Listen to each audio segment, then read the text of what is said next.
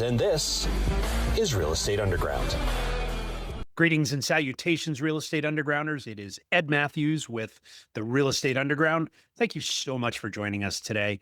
I'd like to thank you all for all of your follows and your comments and your texts to the show. Keep them coming because that really helps us. A, it helps us grow, and B, it gives me direction on the types of subjects and guests that you're looking for. So keep that stuff coming.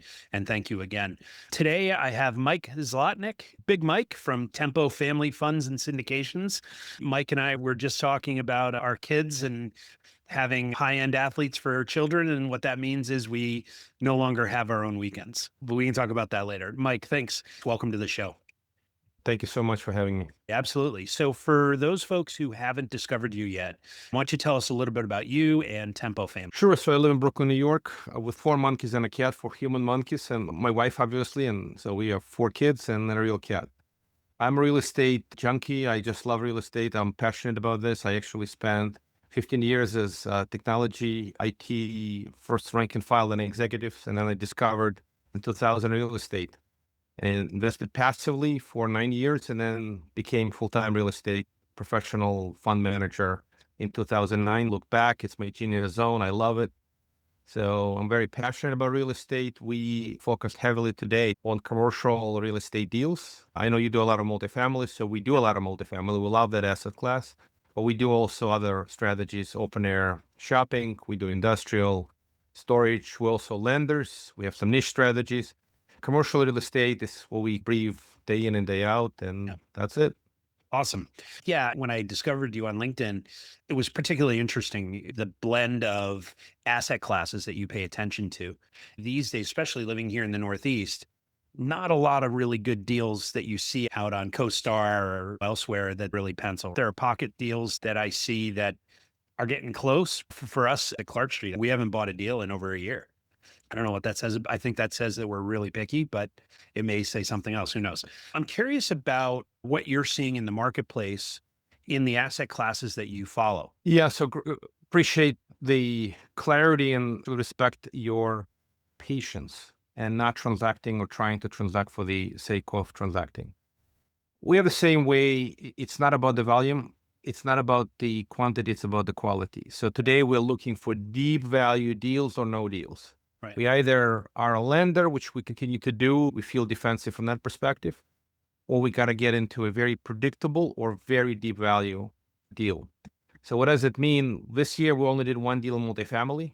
We're a little different from the traditional operators. We actually capital partner. Well, that's the best way to describe it. We marry money and opportunity. We are not direct operators. Okay. So what that means is we seek these jockeys, these people who run these horses, these deals, jockey ahead of the horse. We basically seek guys and girls like you who are deep specialists in your strategy, vertical integration, whatever market, what's a great deal in your market, how to get it, how to market. It's hard to find great deals, but they exist. The industry is most certainly significantly impacted by the higher for longer interest rates. All other things being equal, there's financial pressure on many owners. They financed with floating rate debt. They had rate caps expire. They had a maturity cliff, whatever you want to call it, is a motivation. So if it's motivation, there are deals. Now, they're not happening in great volume. Everybody's holding on, survive until 25, survive until 26. People are just holding on. If they can hold on, they think miracle's going to happen. Maybe they will, maybe they won't. Nonetheless, when you're transacting today, you got to see a great deal in my book or no deal. That's it. Then you go into underwriting and you got to look at the different metrics. I'm happy to give you some details of what's a great deal to us today. That was my next question. Look like today. So I'll give you some very specific metrics and people are going to look at me like I'm insane. Now, I hear this all day long. People buy, I had a conversation, we just looked at a deal in Tampa that's trading, let's call it mid-5s, cap rate, nothing special, nothing exciting. You have almost no spread between the cap rate and the mortgage rate. I don't like those. Those are not great deals. There may be interesting deals if you believe in the market growth over the next 5 years, all that stuff. Deep value deal to me today is what we did in early part of the year in Q1. 9% cap rate on purchase near Ann Arbor, Michigan, 7% financing. It's a floating rate, but it's fixed for 3 years. Basically, you have 200 basis points or 2% positive spread between the rate you're buying and then the cost of financing.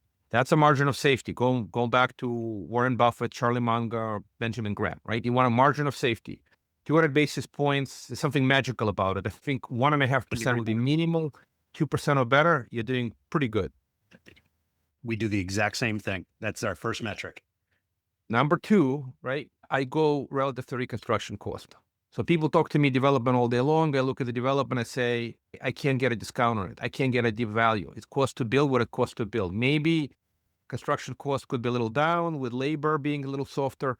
You could argue that, but you can't really fundamentally do it cheaper. So on an existing, you can get a steep discount to reconstruction cost. In that example, we bought at $79,000 a door. Reconstruction cost is about $200 a door. Then you have to discount for the condition and age. I go look back at the peak of the market. How much of a discount are we getting today off the 2022 pricing? Why? Because it's a metric. It's a comparison. What I do know is that the markets have generally adjusted between 20 and 40%. Anecdotally and mathematically, 20 to 40% is the right range. On that particular asset, that thing traded at 125 a door. We bought 79 a door. It's about 35% off, right? One of the challenges is I don't really know exactly what the market is today. Transaction volume is low and comps are minimal. So I want to get a discount on the as-is basis, but I can't always establish the market. So I can compare to what it traded at and then feel pretty good about that discount. These are just three really important metrics. That different metrics, of course, on top of this, can you add value through energy efficient improvements and get some utility company reimbursements? Can you do, obviously, your standard unit renovations? What is your average trend today? On that property, every trend is $1,150 a door. What's the market? And then you got to look at the comps, but you got to have a pretty decent step up from there. This is the classic underwriting model. You still go back and you push rents. We like to look at affordability. Like this is suburbs of Detroit. It's fairly affordable. Now, if you go to some other markets, affordability is on the edge. And then you could still argue you could charge $1,500 a door, but what happens with affordability? So you got to look at all these metrics. Can people actually pay $1,500 in that area for these apartments? The first three are the most important ones. Indeed, I couldn't agree more. And I learned this from a friend of mine I met on Twitter. We used to be a little more aggressive when the market was ascending. Looking back on it, it worked out, but it was probably pretty risky. We would go as low as 1.5. And I firmly believe, and I was talking to that friend and he was like, what are you doing? You should be at minimum. He was saying 1.9 and preferably 2 in terms of spread between cap and your debt cost. I started doing the math and thought, yeah, I got to stop being a little bit of a cowboy. But you're not fundamentally off. I just look at a self-storage deal, and I know your audience is mostly multifamily, but I look at a self-storage deal in Houston, Class A properties, and they're buying them at 5 cap and financing 5.75 cap. It's a negative 75 beeps spread. And I said, thank you. Have a nice day. I don't know how the hell people doing this. Maybe it was the old school today. You have to look for a great deal. If you're not getting a great deal, don't transact, sit and wait and be more patient. If anything we learn from the days of 21 and 22, patience is a virtue. And, couldn't agree more. It's us old guys that are going to be, we're going to survive this. So so talk to me about the other asset classes. You mentioned self-storage. I'm not invested in any deals at a general or limited partner basis, but it's always been intriguing to me because you look at like traditional multifamily performance year over year is, depending on who you talk to, right around 13%. And I'm going back decades, right? When you look at self-storage, that average is around 17%. And for me, that's really attractive. And then a friend of mine, Brian Tully, has gotten me really interested in flex industrial. And those returns are pretty attractive as well. And I'm just curious from your perspective, those other asset classes, is that where your focus is now? Or are you more of I'm going to take what the market gives me and evaluate it one by one? Yeah, these are great questions. Let me start because we marry money and opportunity. We are capital partners. We are flexible. So we are opportunistic, number one. Number two, we're not big fans of storage because the cap rates are still too damn low. I've looked for years with storage. We still have some old positions many years ago, but beyond that, I can't find a great deal of storage today because the cap rates are too low. Where we are finding really interesting opportunities in industrial. So there's a flex industrial and there's also a single tenant triple net industrial. We love those type of deals. The entire underwriting comes down to underwriting of a tenant. You have a 20, 25-year lease. You have a high credit quality tenant. You have triple net, absolute triple net. You have annual 2 to 3% annual rent escalation clauses. And I compare it to multi and I say, what's the average around the country? It's the average annual increase, right? You try to do 2 to 3%. You go to Florida, maybe you start arguing 3 to 4%. Right. But in general, 2 to 3% is about what the US. And it's a good, solid core holding, right? Exactly. In industrial, 2 to 3% is absolute addition to NOI. There's no additional cost. The roof goes, the parking lot goes, insurance is up. It's all triple net. It's all paid by the tenant. That's why we like industrial. We're looking at industrial now because it's so predictable. We also love open air shopping. It's been a huge contrarian play. Years ago, we are on that like 8th deal in that strategy. And I can tell you every single one of them has done well. Multifamily has done the roller coaster thing through the peak of 22. Open air shopping has been no supply. Multifamily got overbuilt in many markets. In open air shopping, there's been fear of building, Amazon effect, and you have very limited supply. So we've seen pretty significant rent growth, healthy, and most of those deals have been financed with long-term debt. So we continue to like today, really like open air shopping if you can get a deep value, and they trade at much higher cap rates. So you're talking about industrial deals, we're looking at between 8 and 9 cap rates. Open air shopping, we just did a deal in San Diego, downtown San Diego, purchase at 9.25 cap on purchase with 84% occupancy and financed with 6.5 fixed rate for 10 years. Prepayment penalty burns off after 5. Wow. So you're locked into a very strong spread. You have a lease up on that property. That was a very motivated seller situation. It's a great deal. The difference between industrial open air shopping, multi, and storage is this. Industrial and retail open air shopping, long leases, predictable long leases, right? You go multi, typically 1 year. Sometimes you have a 2-year lease, but typically it's a 1-year lease. Storage is month to month. When times are good, you push up your rents. When times are not good, you have a problem. Storage wars. If you oversupply the market, boy, that's a big problem for the storage industry. Yeah. So that's the lay of the land of some of these strategies. We do a bunch of other things. We do recreational land. Literally, we loan money on people who buy land, recreational, and then they sell it on seller finance on their website for guys and girls to run their dirt bike or shoot their guns. It's funny how it works, but we do that. We do a number of other things. I'm not saying there's any right strategy or wrong, but it changes. And if we seek better opportunity in a given market, a given strategy, we can consider. What we love about multifamily now, it's deeply discounted. We just got to find the right jockey and the right horse, and we're happy to write a check. I mean, that from that perspective, it's a game of patience. And the other really big benefit to multifamily, what I love today, bonus depreciation is back 100%. It cost segs way better than industrial open area. And the only thing that's better is mobile home parks, right? They say that you could basically, the whole thing, there's no foundation and walls, you could cost seg better. So multifamily is still a great buy today. You just got to find the deal.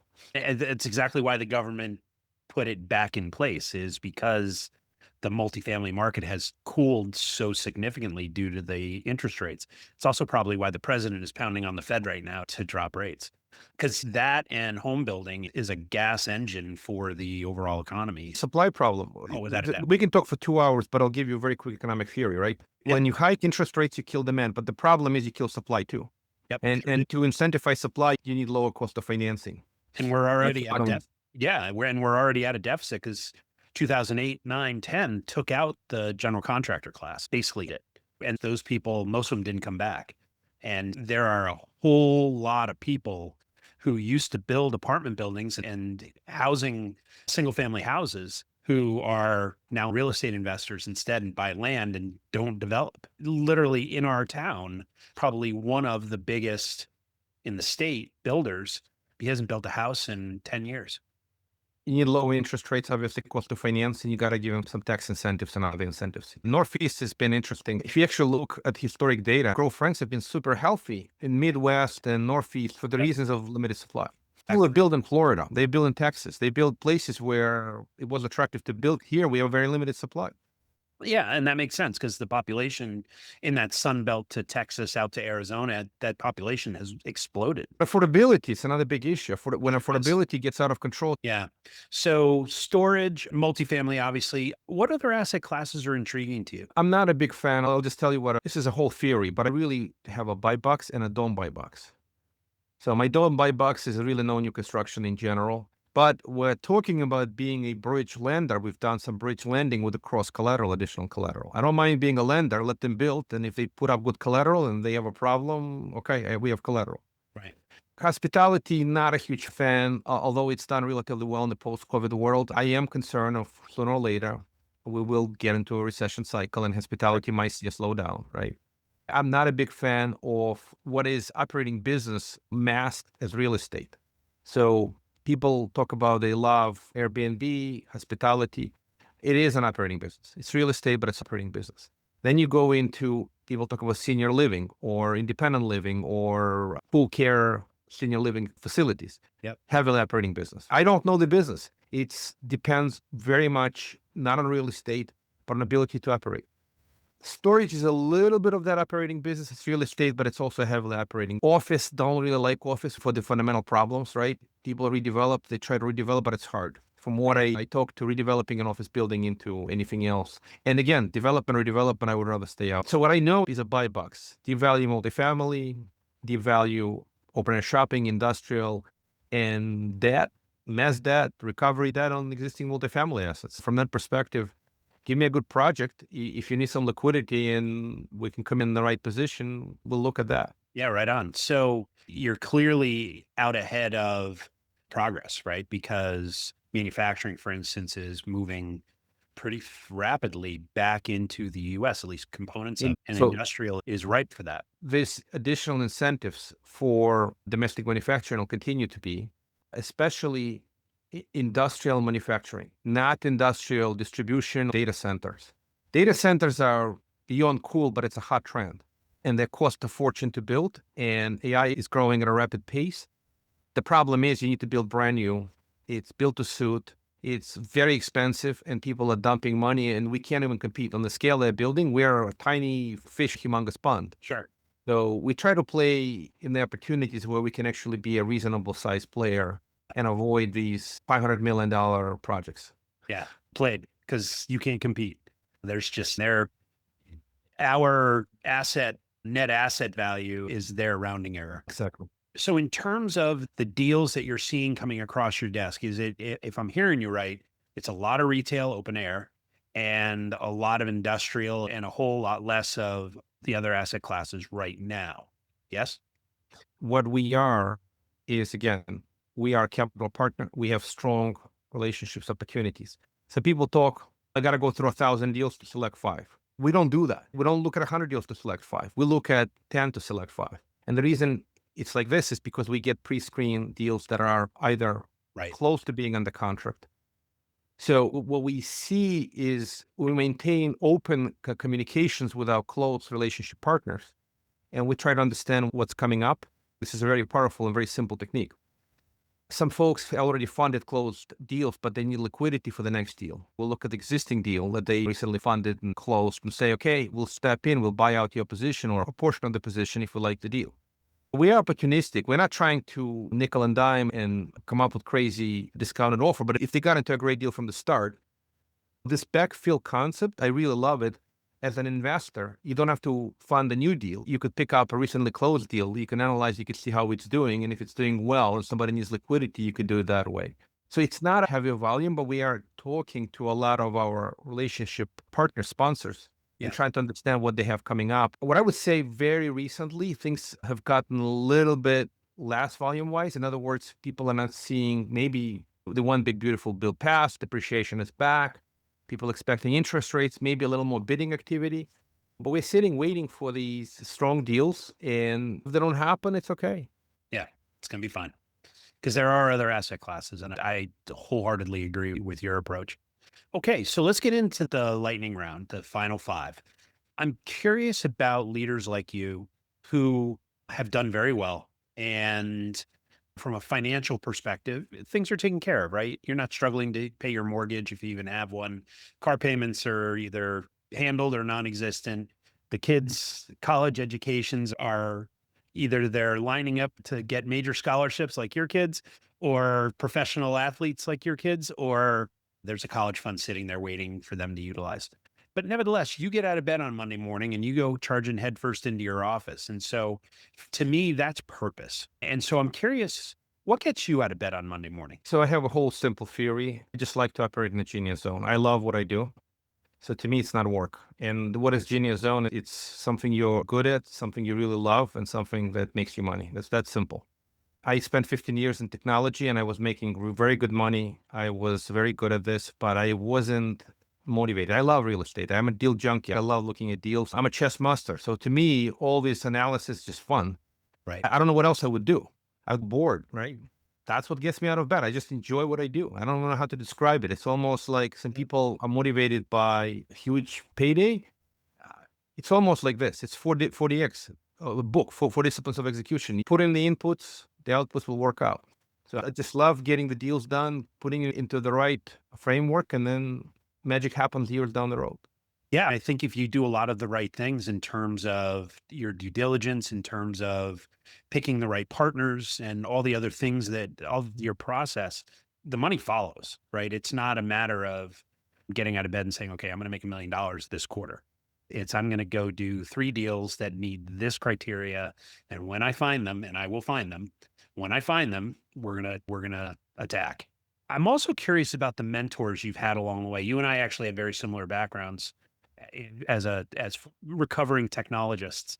So I'm curious about the mentors you've had over the years and what's the best advice you've ever received and who gave it to you? Yeah, it's a great question. And a lot of my mentors, I call them book authors, right? So I read a lot of books and I actually listen to a lot of books. So I love Howard Marks, Market Cycles, obviously Yes. Warren Buffett, Benjamin Graham, Ray Dalio, huge fan, right? Follow a lot of his theories. And I do have some old friends from technology world that were sort of mentors. I literally reconnected one of them out of Austin. And there's been so many conversations and advice given. I don't have a single one that's been so transformational. It's just more of, I think the biggest thing that I've learned from all my mentors is a learner's mindset. Yeah. By far, what I can tell you is being humble, humility, and a learner's mindset will get you through everything in life. Indeed. And honestly, one of my favorite books is John Maxwell. Sometimes you win, sometimes you learn. Right? I literally am writing a new book right now. One of the chapters in the book, one of the descriptions that I'm talking about, investing is like chess. You learn in investing like you learn in chess. How do you do that? I'm a chess master. I spend years practicing.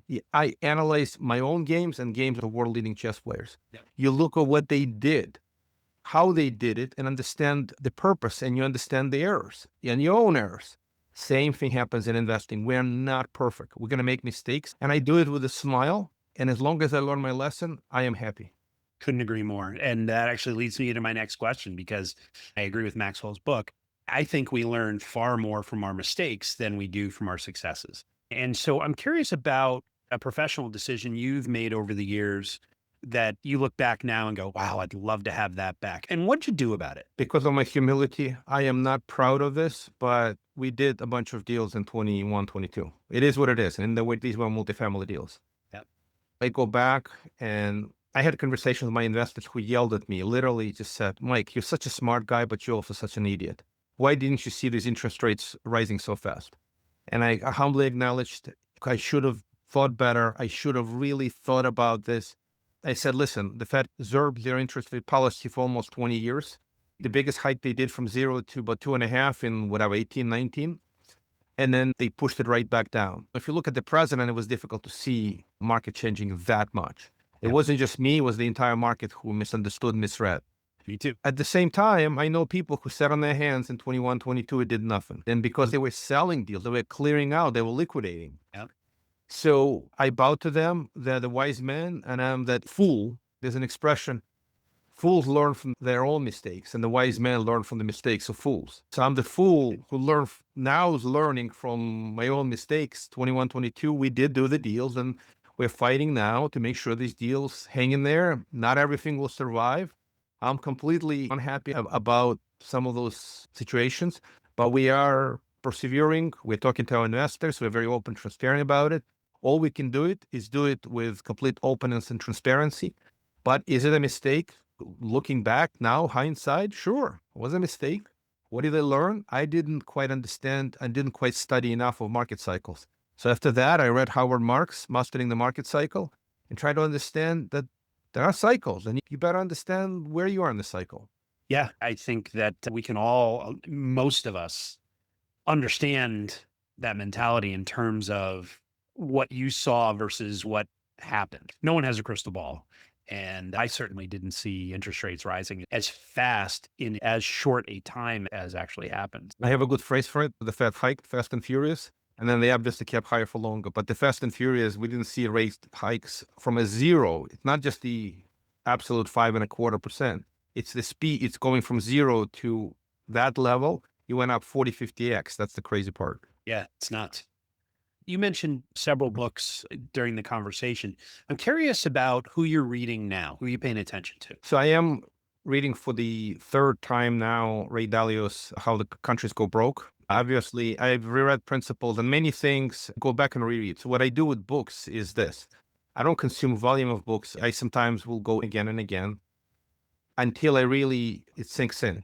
As I was listening to one of Ray Dalio's, if you're not worrying, you should be. And if you're worrying, you shouldn't. It's like some of these concepts are, if you're paying attention to something and you're studying it and you're preparing, you're probably okay. And if you are completely complacent and ignoring it, you're not really understanding risks. That book, Michael Dell's Win and Play Nice, it's a recent book. Periodically, I'm coming back to Howard Marks and really trying to spend more time understanding risk. Risk is the most difficult thing to understand. So not only before, but often after. You do a deal and then it works out or it doesn't work out. And if you judge based on the results, maybe you didn't see the risks. You still don't know what it should have been. But it's a mix of books. I love a couple of other books I'll mention. This is a good recreational book, but it's also about the wisest investors of the world. Richer, Wiser, Happier. That's a great book. It actually studies people like Charlie Munger and some other greatest investors in the world. So hopefully it's enough. There's a whole Audible library that I go through and I switch. I'll go listen to 3, because I've listened to this book so many times. I will go back and listen to 1 or 2 chapters and then switch to another one. You could continue to learn a lot. But I do watch old movies again and again as a joke to see if anything different is going to happen. It's interesting. I have my favorite books that I read every year. I also have my favorite movies that I see whenever they come on. And in both cases, I always see something new. Even if I've read the book 3 times, I always find something new. And likewise in a movie, if I'm paying attention and it's not just background, you always pick up on something, right? Yeah. So the movies are purely entertaining because it's visual. Books and all, I consume content way better listening than reading. So people love reading and like certain data and charts. Yeah, you're better visual, but concepts, Audible. Yeah. And actually I cheat. I have the Audible playing in whisper mode and I read it on my Kindle. So I'm a very active reader because I'm a rather slow reader. So I tend to be more active and I take notes and highlight. And there are several books I read every January, no matter what. I think one thing that's completely wrong about our educational process is different people learn differently. Yeah. And if you know what works for you, and same thing for the kids, sometimes they just tell them, this is how you got to learn.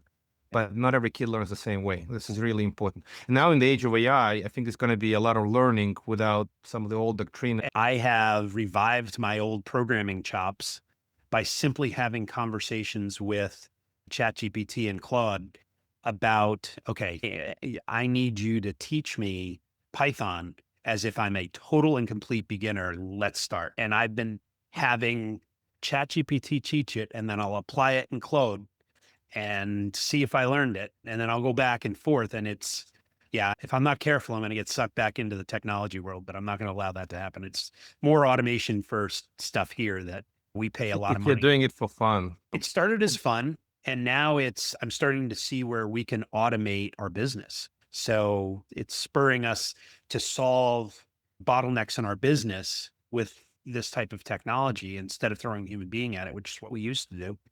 And so far, so good.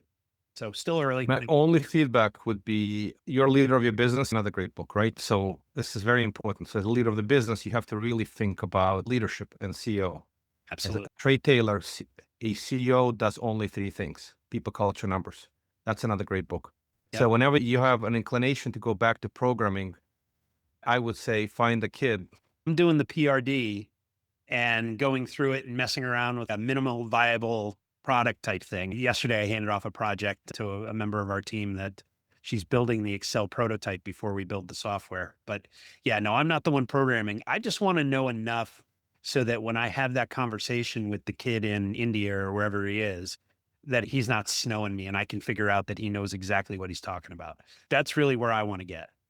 That's you're learning for the sake of being able to be on the intelligent level rather than the Yeah, and bologna story. right. And instead of watching Netflix after dinner, I'm doing this, right? So it's fun. In terms of how you operate, I'm curious how you define success in your life. It's tough to be. Some people measure net worth. Some people measure, I don't know, how much good you've done. I've never been an exact fan of these precise measurements. My success, I've grown up around the family. So to me, I just want to see happy, successful kids. At least this is a priority to me. Do good, of course, I want to do good to whatever degree I can, but they say charity starts at home sometimes. You really have to make sure your kids are. So to me, for kids, I'm just making sure they're good kids, they're successful, they're enjoying, they're productive. I never curse, almost never curse. If I hear like one of the kids will start something, I tell them, listen, do you hear mom and dad curse? I said, people curse all the time. And so I don't like if this is a definition of success, but it's just like my first duty as a parent to make sure the kids are good and successful. I don't measure success purely in financial terms. Once you feel that you're financially independent or happy, it's just a score, right? It's all about operating. My success is operation in the genius zone. If I feel like I'm operating in the genius zone, I feel great. But to me, this is it. This is the winning. This is success. Can I help other people while I'm doing this? Can I be happy? Can I be productive? The team of people around me? I really go back to the book I just mentioned. I always think about people, culture, numbers. So can I impact and influence other people in a positive manner and make a positive difference in their life? And if I'm doing this, I feel satisfaction. Like I'm really coaching other people, helping them, and they're successful. And it's giving me satisfaction. I feel that's a positive difference I'm making. Couldn't agree more. Exactly. All right, Mike. So when you're not talking about real estate, what do you enjoy doing? I walk a lot. I walk like a madman every day. I literally have a meeting booked every day to go for a walk, a specific hour. So I walk a lot. Walking is the best exercise by far. My wife says, go to the gym. I get very bored. I don't go to the gym. I will literally I can walk for an hour and a half. Can even sometimes more and the beauty about walking, you can listen to books while you're doing this. You can listen to a podcast. You can do a lot of other things. So it's not a pumping iron in the gym. So walking I like it. We travel quite a bit. My third girl is a professional figure skater on a synchronized figure skating team. And I'm on the road, competitions, trainings.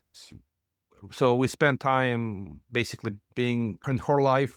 And other kids, they have their own stuff. So I don't know what else to say. There isn't that much time left after you get involved with all that. It's funny. My aunt and uncle decided not to have kids. And I was having a conversation with him at some point, and he's like, what are your hobbies? And I said, see those two little girls running around in your backyard? Those are my hobbies.